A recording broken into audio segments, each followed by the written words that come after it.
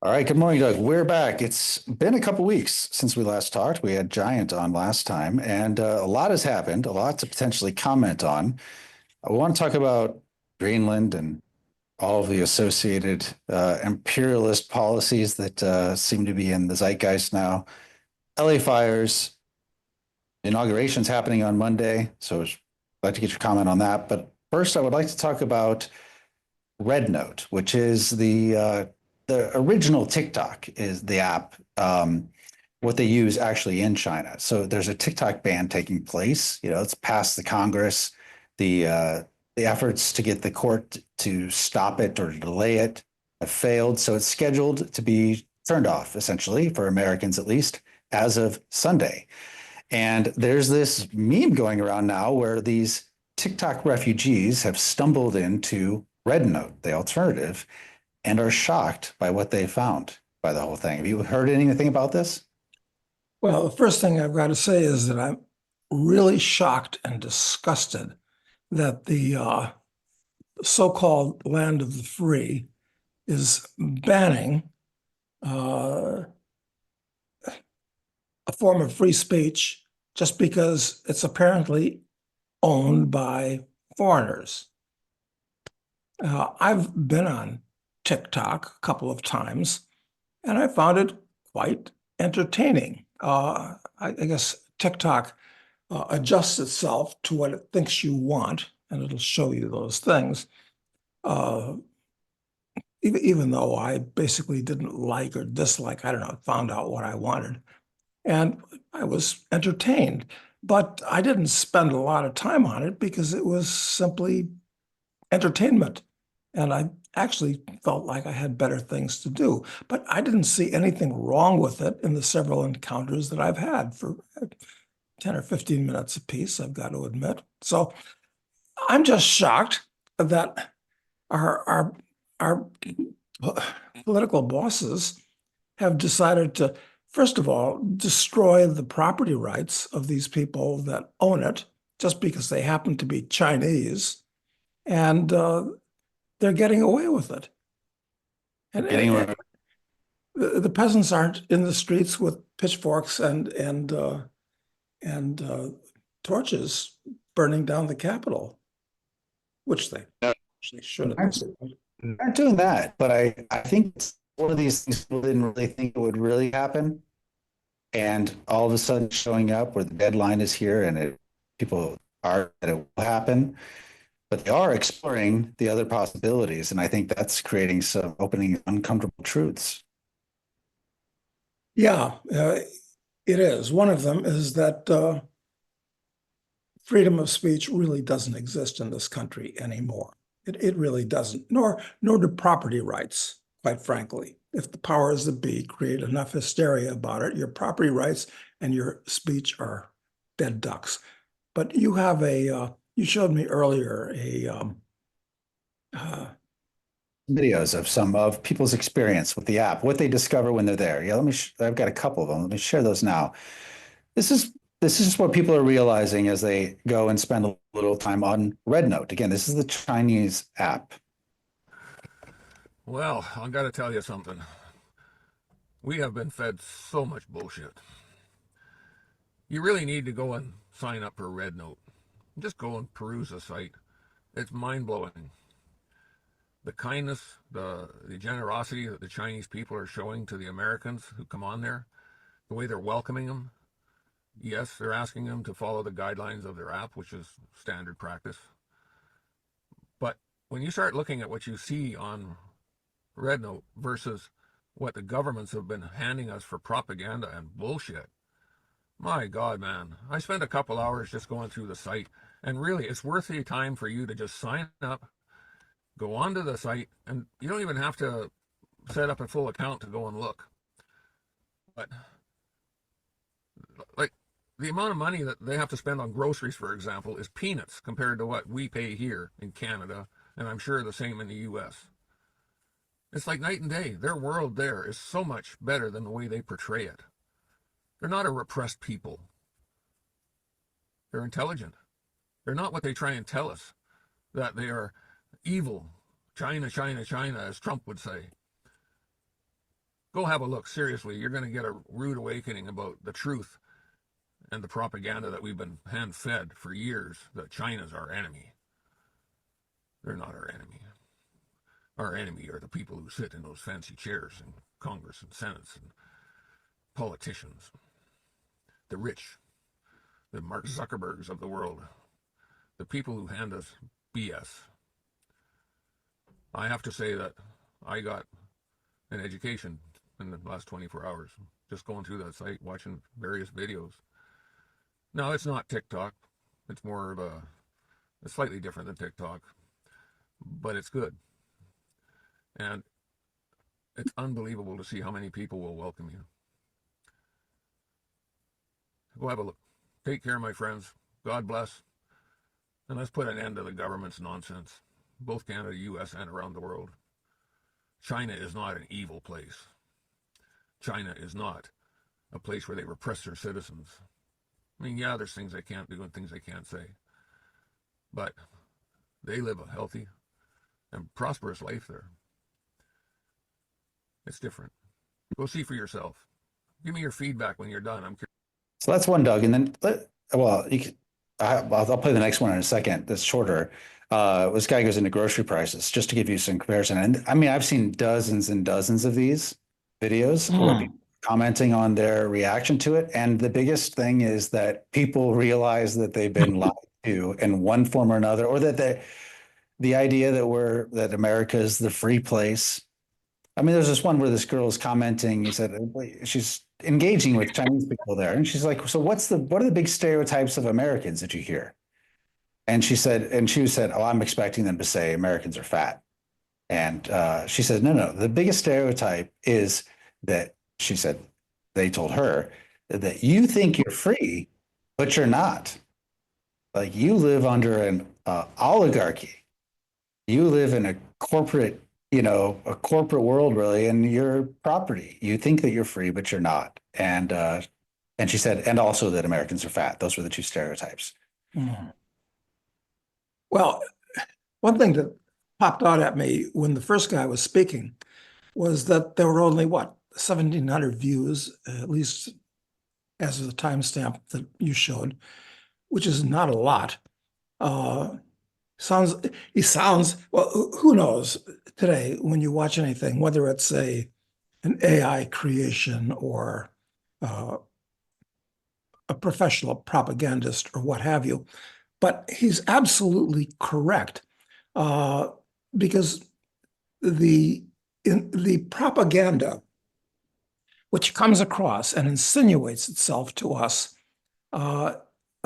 it can capture you easily. I know that when I was living in Hong Kong and either looking from Hong Kong or better when I was in Macau, which was a vastly different place when I first went to Macau than it is now. I mean, it's been transformed. But I looked across the border into China, and in my mind, I was thinking I was looking into Mordor, frankly. And I knew better, but that was, it had already been planted in my mind in a number of ways by the media. And actually the same thing when I was in southeast Turkey, just across the border from Syria. And it was a kind of a dismal day. And I looked across the Syrian border and I thought, this must be Mordor. It must be a horrible place. And of course, later, twice I spent a week each time in Syria, drove all around the place. And just a normal country, even though the brutal Assad was ruling it. Well, maybe he was brutal, but I had no indication from sticking my nose any place that I could on 2 separate trips. Although I did know that at that time, it was said that the CIA was using lots of black sites in Syria under Assad to take people and torture them or interrogate them or whatever the CIA did when they have to take them to a third country to do whatever they need to do to them.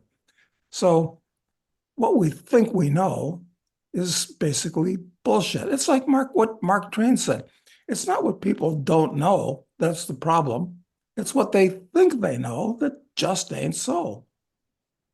Totally. And we are all subject to this formation of ideas in our mind. I mean, it happens.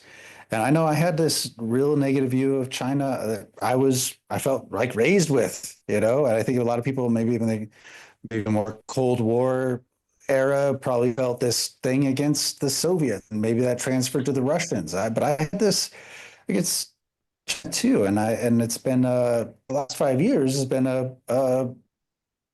I've watched my mind change on it as I've gotten more information, get to understand it better. Not to say China's perfect, I'm not saying that at all, but that the idea that was in my mind about it was not objective. It wasn't based upon anything other than some impression that is planted. And this is what people are waking up to, and it makes them feel duped in this really massive way. Let me share this one last one. This is short.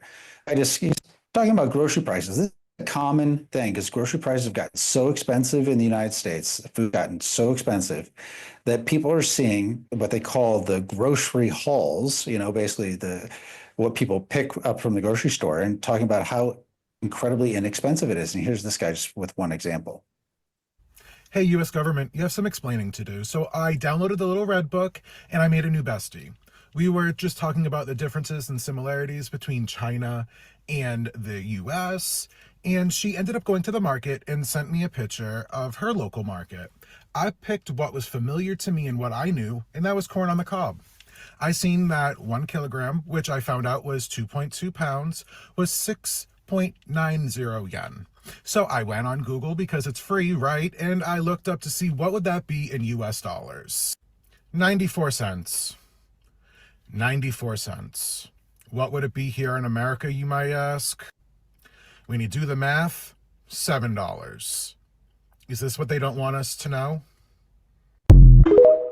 So just another example. There's so many like that though, where someone actually takes different items in the cart and she's like, and just is like ringing them up, shows the prices.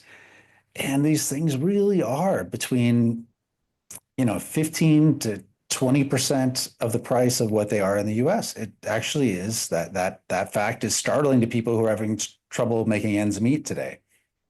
Well, I've certainly noticed that.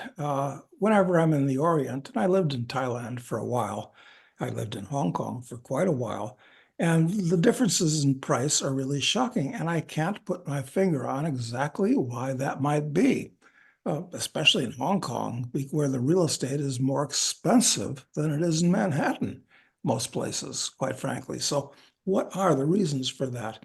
Well, I'd tie it back to regulation and taxes.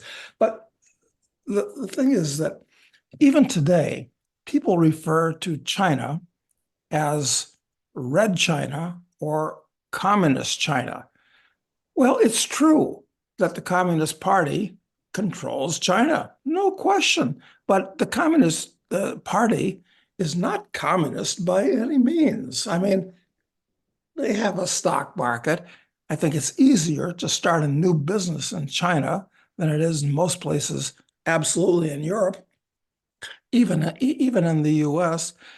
I mean, it's not a communist country. It's run by an authoritarian government, and the Communist Party is a scam for the people that are in it to do well for themselves. I mean, people like power, but it's not what it was in the days of Mao. It's all different, just like Russia is not what it was in the days when the Communist Party ran Russia.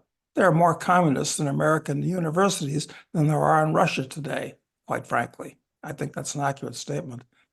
So, yeah, it's propaganda and stupidity. Right. And it's just funny the blowback from this whole this is the way it works. When you try and control something, there are always unintended consequences. And I wonder what the unintended consequences might be of the TikTok generation running headlong into Chinese people, not the Chinese government, but actual Chinese individuals through these apps, through using this technology to do so. Because it never really happened on any scale before, where you get people, normal people, to interact with each other from such wildly different cultures, and then seeing that that they were so. One of the things that people talk about is how welcoming the Chinese people are to them. They can't believe how nice they are, how friendly they are. That's always been my experience when I've been there, and I've been there quite a few times over the years. I mean, starting decades ago, and I never had a minder or anything like that. And doing what I always have liked to do, just wander around, I felt everything was just fine. Mm. No, it's just insane. One thing that the Canadian guy said that I was kind of shocked to hear a Canadian say this is that our enemies are not the Chinese people, it's the people in Washington or Ottawa that are basically in control of the apparatus of the state. They're the ones that are passing these laws and these taxes and are destroying the currency and all the rest of it. So he put his finger on it. Who's the real enemy? It's not these foreigners that just want to live their lives. It's your own government.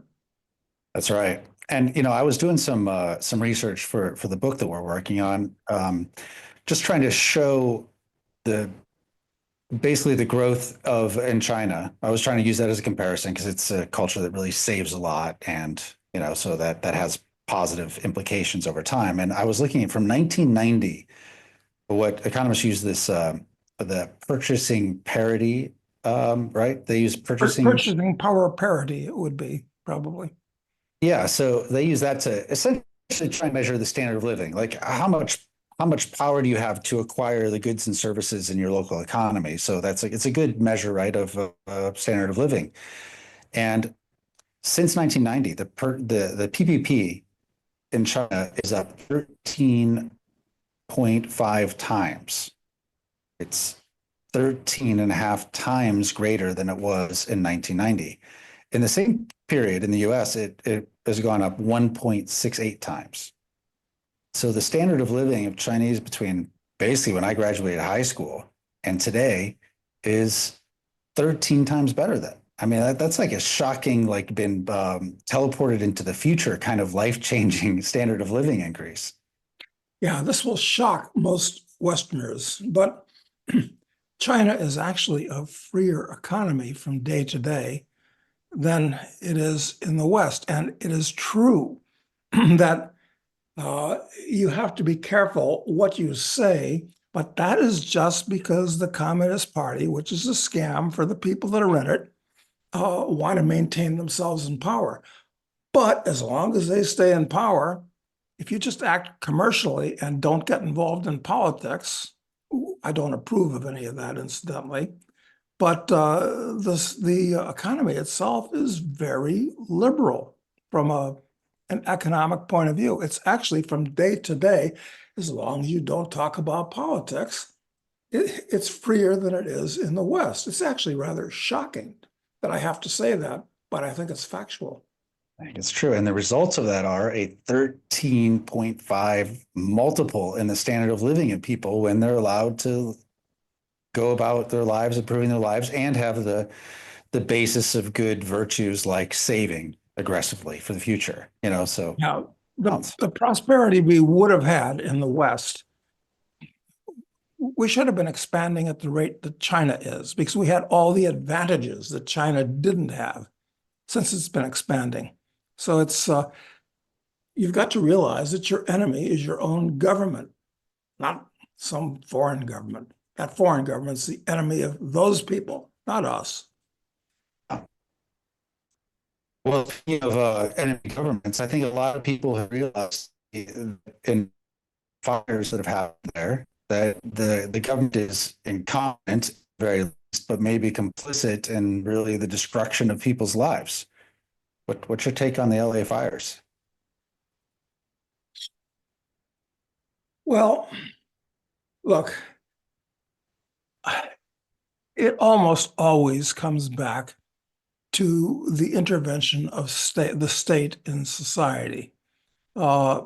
the normal person is responsible and wants to maintain his own possessions and generally wishes his neighbors well.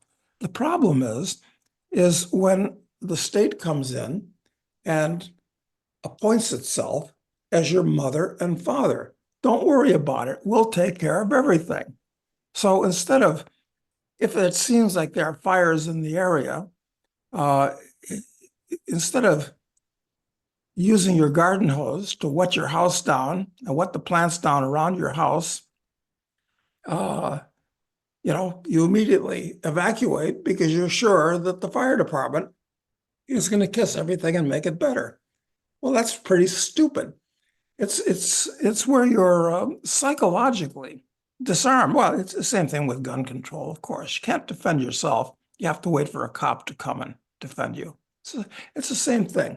It's the infantilization of Western society.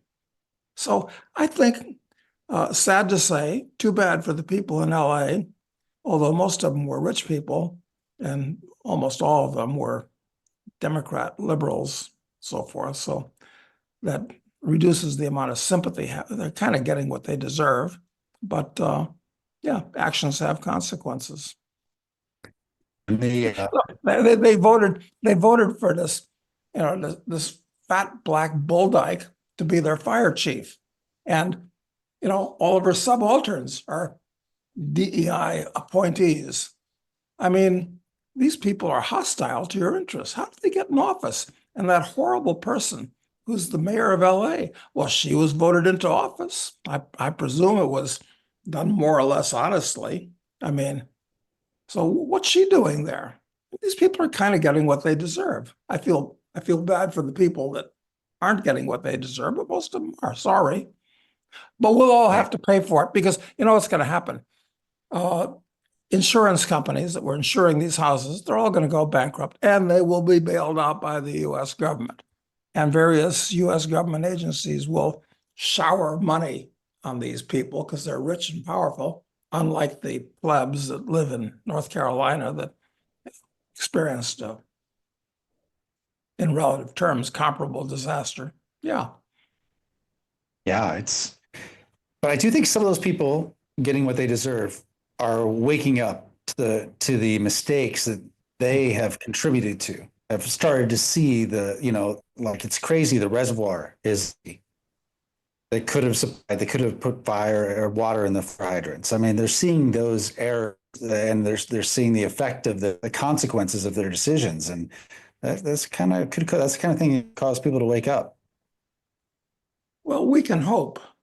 After all, Ronald Reagan was a Californian, and he started out as a liberal, and he wound up at least as a conservative, if not a libertarian, certainly not an ANCAP. But yeah, people can reform. I'm a great believer in the ability of people to reform. But at the same time, I wonder if these people are so thoroughly corrupt and have been indoctrinated for their whole lives. It's almost like it has bent the circuits in their brains. So I'm not terribly optimistic, although what you say is true. Yeah, I mean, I think the biggest problem is it's who came up with the term luxury beliefs. I can't remember right now, but Yeah, luxury beliefs, right. this idea. Yeah, of course, you could believe all these. There's what's a man. That kind of stuff. You can just believe all these things if you're insulated from the consequences of those beliefs. But as soon as the consequences show up at your door, it's hard. Yeah, I think we've actually talked about this in the past. We have luxury beliefs, just like since everybody has luxury cars and luxury houses and luxury food, well, how are you going to distinguish yourself from the plebs?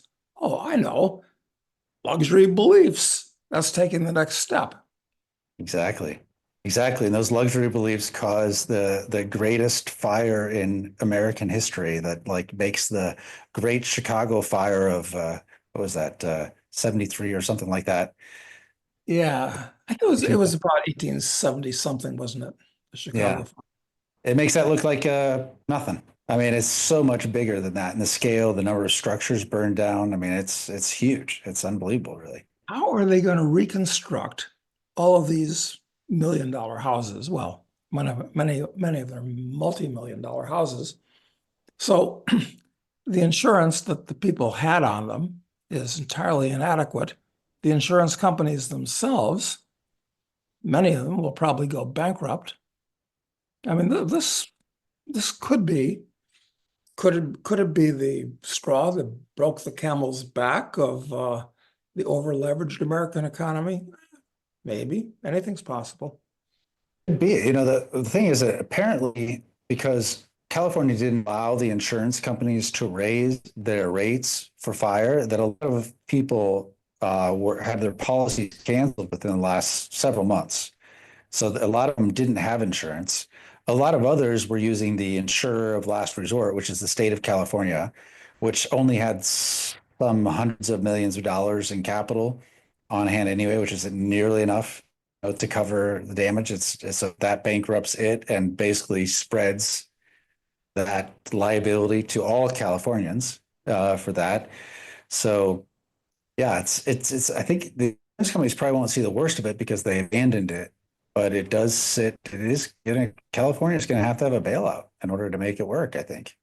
Well, and if those houses are ever going to be rebuilt or anything that remotely resembles them, they're going to have to go through the California Coast Commission, which has for decades been notorious for the immense costs it imposes on people who build houses, making things impossible. So I don't think it can be rebuilt without a total overturn of the regulatory environment in California.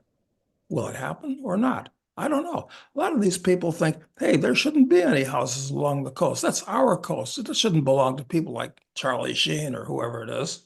Yeah. So who knows what the consequences of this are going to be?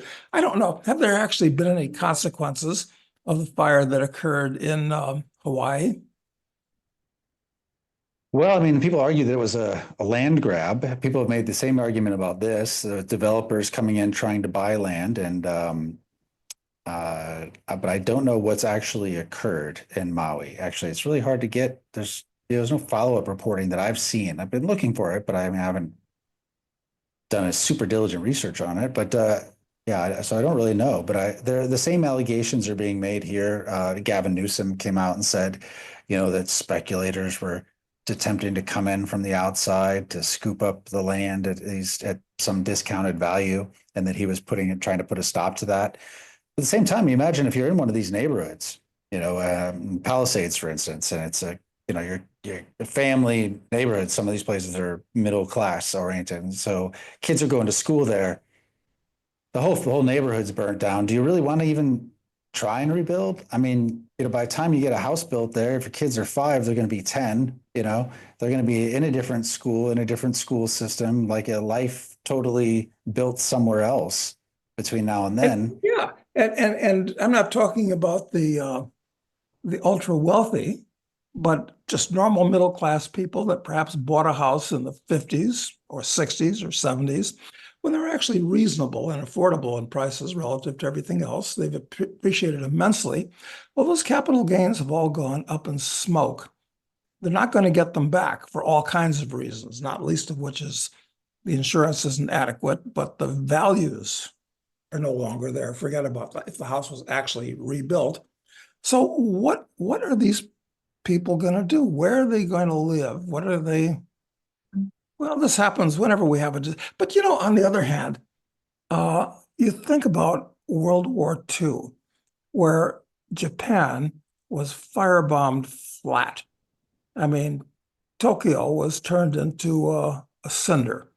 Forget about most German cities. Most of the German cities, all of them, where they were just flat. Everything was destroyed. Your house, everything in it. There was no insurance, nothing. Or for that matter, Korea, which was even worse than any of those places. There wasn't a brick left upon.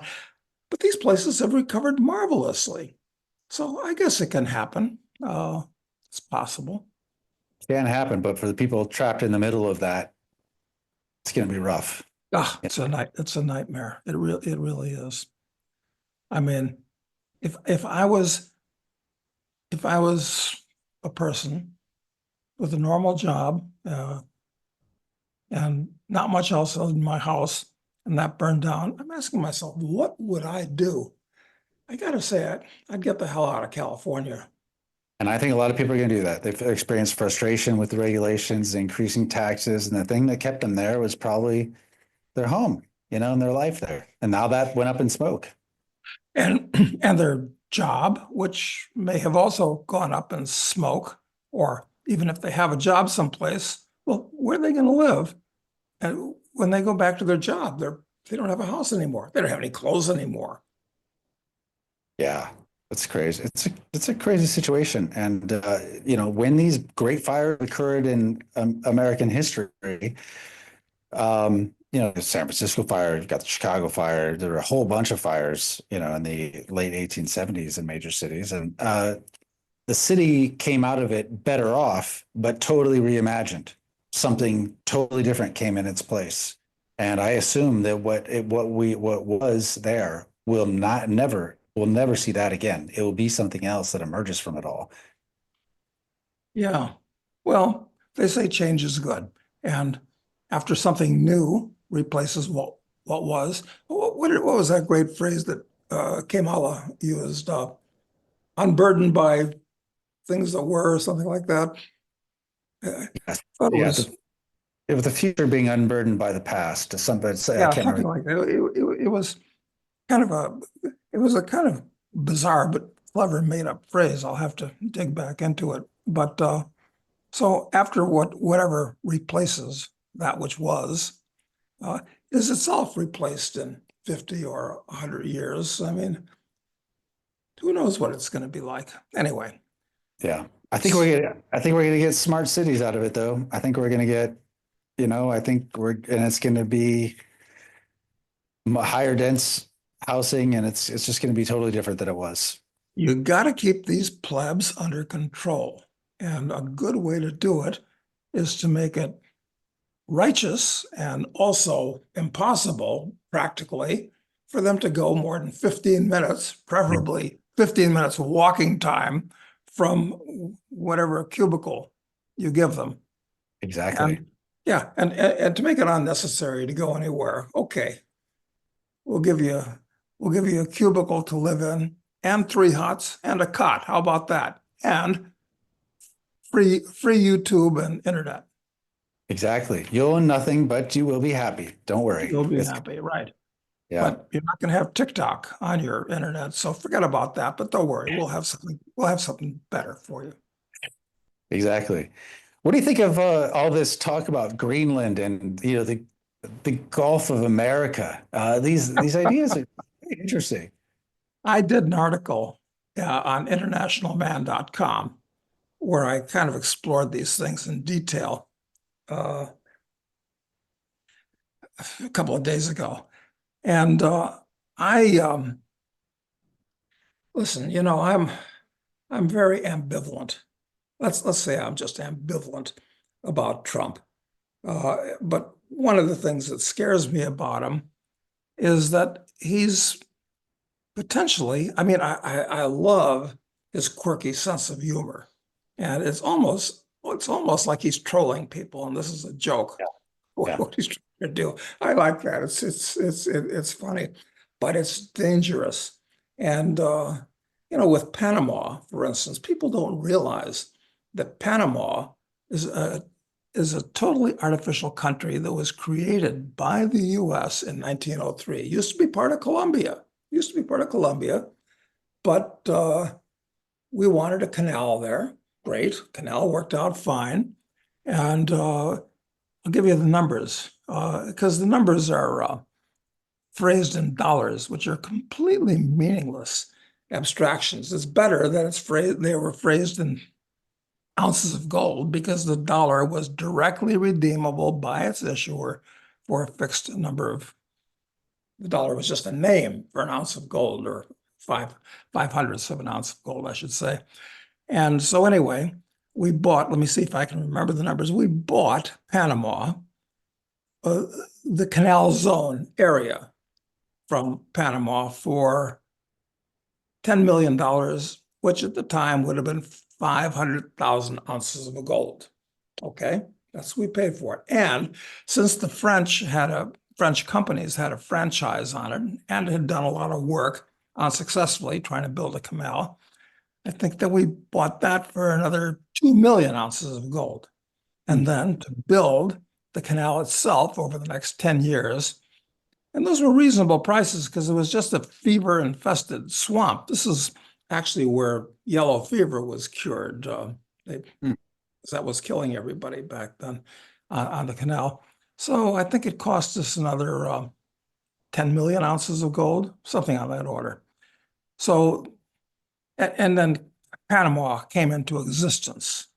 The Colombians are still unhappy about that. It was actually stolen from the Colombian government.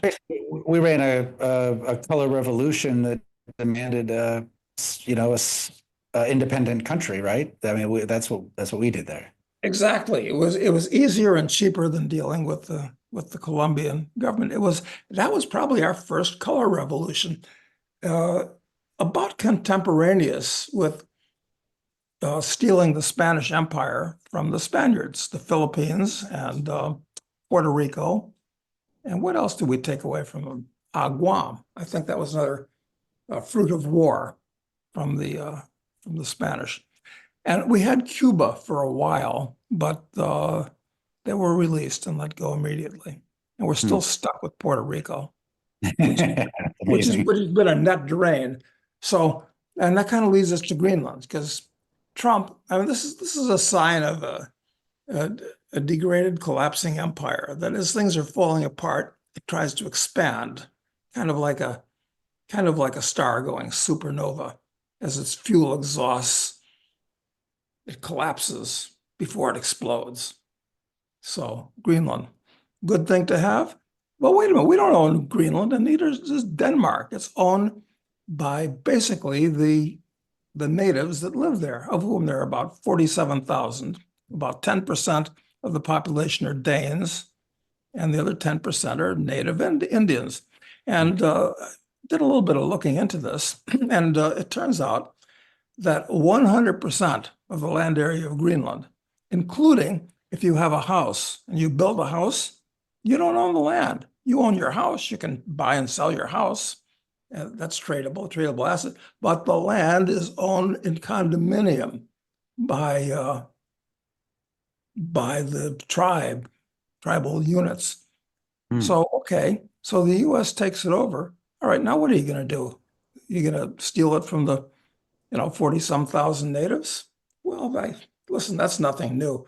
I pointed out, being a fan of ancient Greek history, even more than Roman history, Thucydides, when he wrote his history of the Peloponnesian War, talked about one particularly egregious crime committed by the Athenians at their peak, when they were, a leading light of democracy. They did this a lot, actually. But the most famous one that Thucydides wrote about was the island of Milos, that the war was between Athens and Sparta, basically. And the Athenians, for their empire, wanted everybody to join their empire. And the island of Milos, it wasn't the only one, but it was the one that was the big deal one, said, no, we don't want to join your league.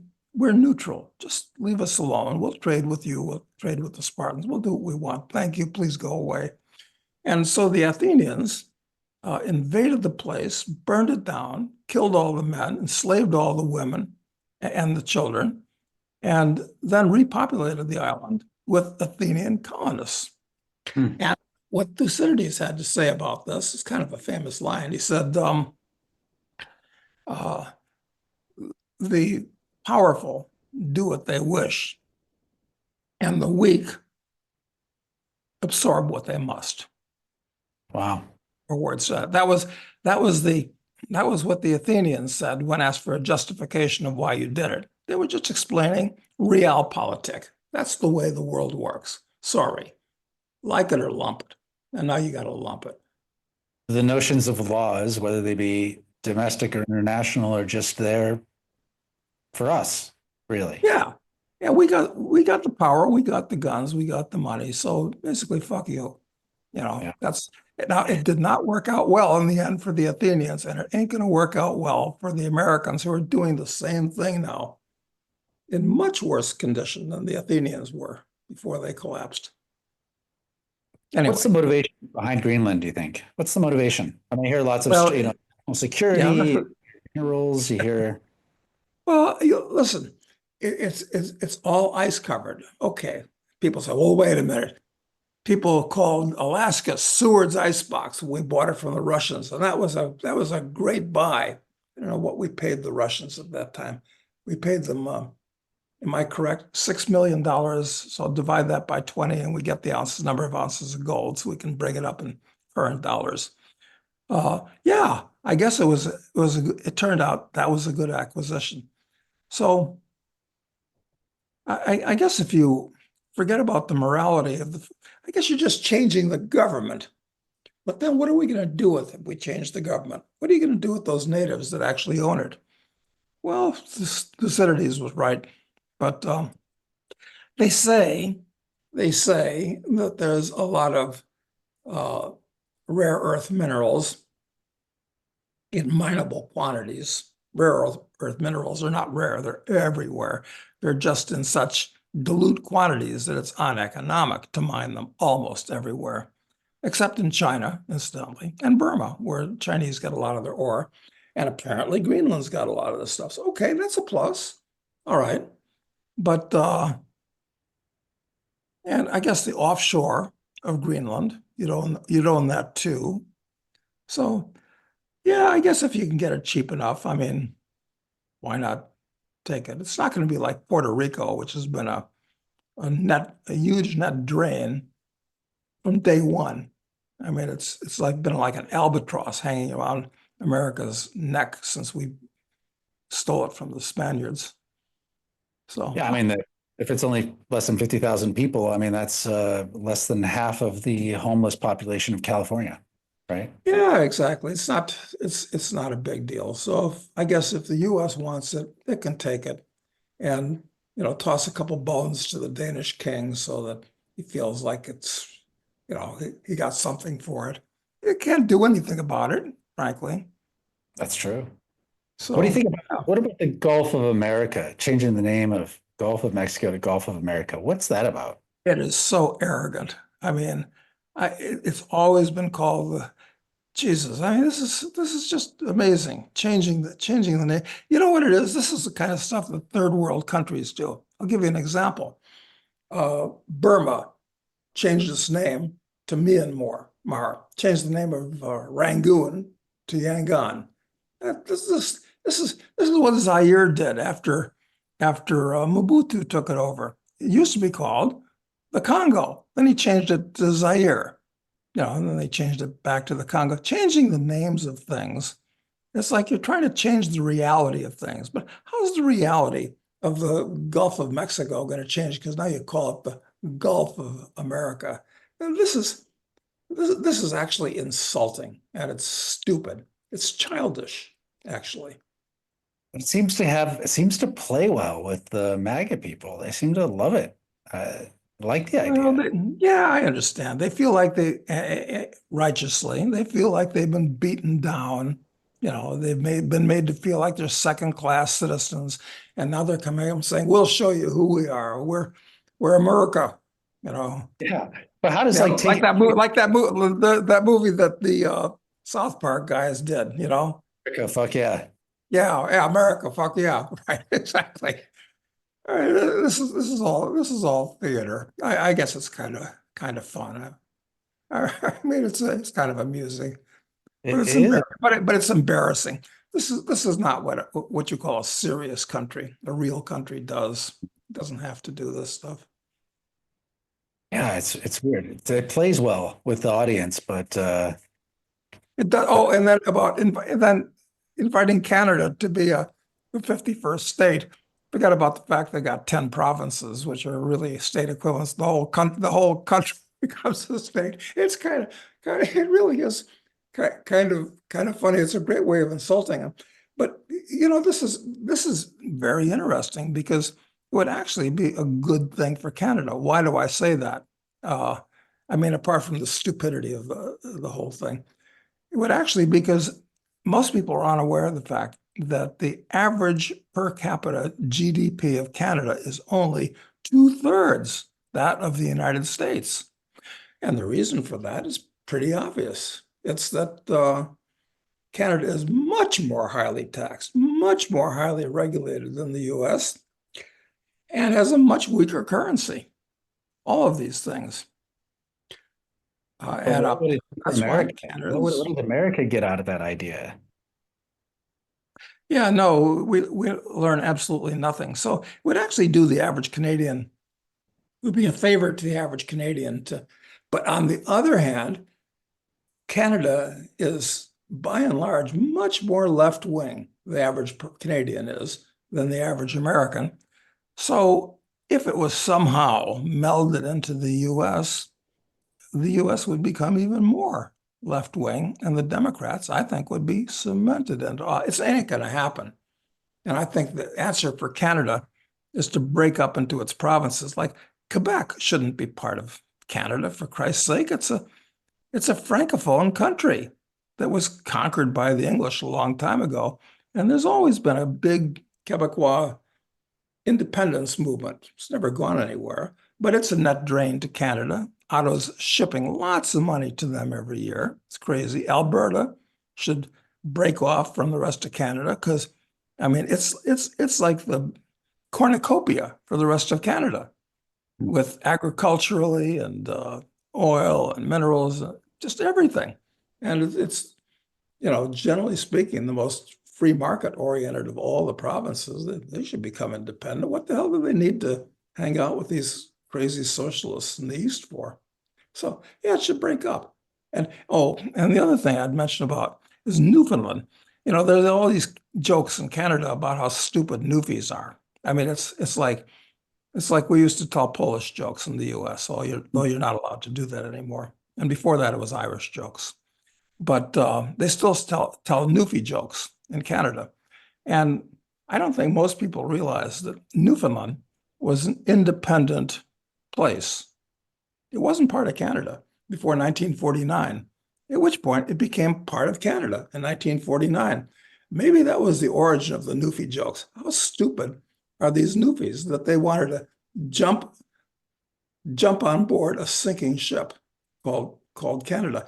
If the Newfies were smart, they would have done what the Cayman Islands did. The Cayman Islands has a per capita GDP considerably higher than that of the US and way higher than Canada, even though it's just a tiny little island in the Caribbean. I mean, Newfoundland could have been the Cayman Islands of the North, but now it's just a big welfare state that everybody's moving out of, incidentally. Except for the new Indian immigrants, which right, exactly. Yeah, that's right. It's just amazing. I mean, I guess Canadians are even dumber than Americans, which is saying something. Well, I think all these, whether this is just rhetoric on Trump's part or a sign of something bigger, it does seem like we're in a general period where there's going to be a reshuffling of the assumptions of the states and how states operate and the relationship with each other. I think the EU is at this kind of crisis point too, where, should they be in the EU? The advantages of being in the EU? You know what I mean? I just feel like everything will be different a generation from now than it is today. It seems to me. Yeah, you're right. I mean, look at when we interviewed Georgescu, who should be the president of Romania, and they just decided, okay, yeah, you won the election, but we don't like you, so you can't be the president. And they're trying to do exactly the same thing with the AfD in Germany, which is a relatively sound, free market oriented. Germany's turning into East Germany. Actually, these people that run Germany are horrible, just like the people that run the EU in Brussels. I mean, they're criminals. So yeah, Europe is going down the toilet. It's like we talked about the economic environment in Europe showing that chart that Alex Trainer did Right. with the amount of growth in the US, problematic as it is, it's like 10 times better than the European Union is. And the EU has the same problem as Canada. It's only got a per capita GDP about 2/3 of what that is, of what the US is. Right. And it was on par with the US 20 years ago or 30 years Yeah. ago. That's right. Before the EU was put together, incidentally, which was supposed to be the great benefit of all concerned, but it wasn't. It's just a benefit to the ruling class. And I'm trying to remember what the numbers are. There are about 50,000. That's a minimum. I'm not up to date on the number, but it's at least 50,000 full-time employees of the EU in Brussels alone. That's an unbelievable number of people just shuffling papers and telling people what they can't do and must do. Yeah, Sometimes not not. what they can do, but apparently if they vote the wrong way, that they can invalidate your election. Yeah. No, we're in for some really big changes, including here in the US. Because let me make a prediction. I don't like to make stock market predictions because what Warren Buffett says, oh, you never want to bet against America, blah, blah, blah. Okay, I understand that. And I understand the reasons why you might say that.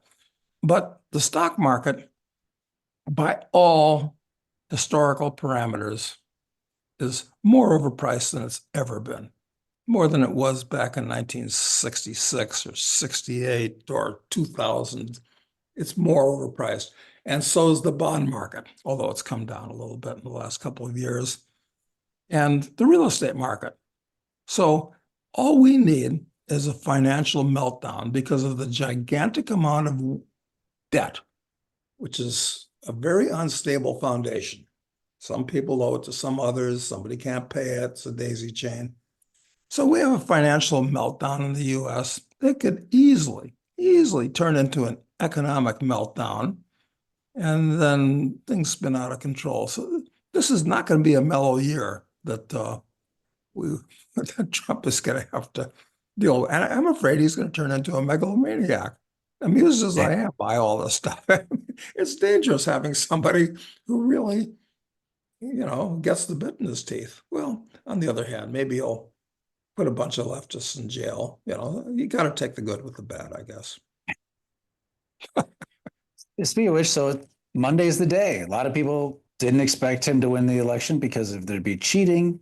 And I was among them. I was among them. A lot of people, it was a reasonable assumption based upon past experience. But then now they thought something would happen there'd be some disruption to keep the inauguration from happening. But the certification went off without a hitch. Yeah. The inauguration is on Monday. Any thoughts on where we're at? I mean, do you think they might pull something really crazy between now and then, or? I feel like one of those cavalry guys in those Western movies where the Indians are probably out there, and the one guy says to the other guy, it's pretty quiet out there. The other guy says, yeah, it's too quiet. I kind of feel that way. It does feel too quiet. I mean, although there's all kinds of shit happening constantly. We had that terrorist attack, in New Orleans, and then you had that weird thing with a special forces sergeant blew up his Tesla, allegedly, in front of power. I mean, there's all kinds of strange things happening, but still. And I'm sure the news cycle will drive on, and this will all be forgotten. Just like 600 people being shot in the open in Las Vegas and 60 people killed. And, after a couple of days, break it up, folks, nothing to see here. Yeah, I think people have already forgotten about the Cybertruck explosion in the New Orleans thing, and the LA fire wiped everything off the news. Does Kim Kardashian have a new video out or something? I don't know. I haven't checked. I've been on RedNote where they don't allow pornography, unlike Twitter. No. Yeah, I guess.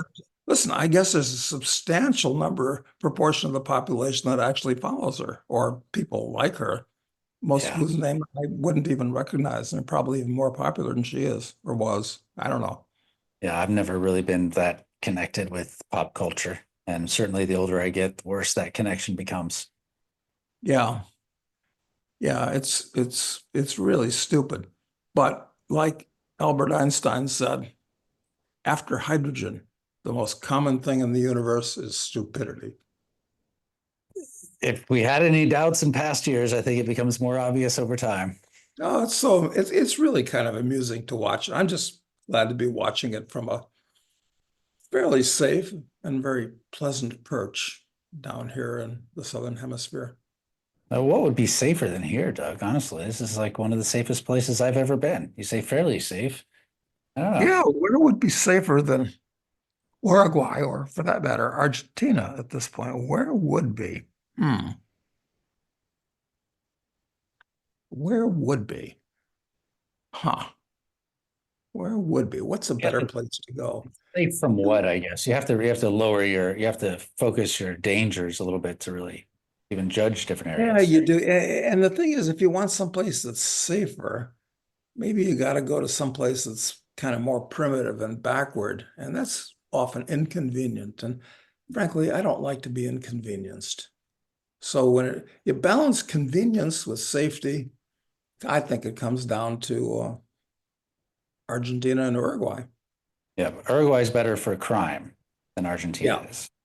But I think Argentina is going to get better for that too. Argentina is going to get better lots of ways in the next few years, Yeah. assuming that, something bad doesn't happen to Malay or he doesn't make some stupid error.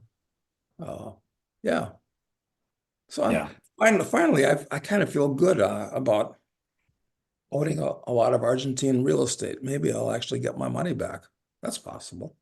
I see it as a That possibility now. it's on the horizon, at least. You can see the horizon at this point. That's right. And it's an approaching horizon, not a receding horizon. So yeah, I'm pretty optimistic in relative terms. Yeah. All right. Well, good. Well, any other comments about the inauguration or what people, thoughts on the Trump administration coming in, or should we save it for next week? Oh, I think there's bound to be something that happens in between now and when we talk next. Will that be next Wednesday, you think? Yeah, I think Wednesday would be good. Okay, that's All all right. right. Well, thanks so much, Doug. Have a good weekend, and we'll see you on Wednesday. Thanks, Matt. Same to you.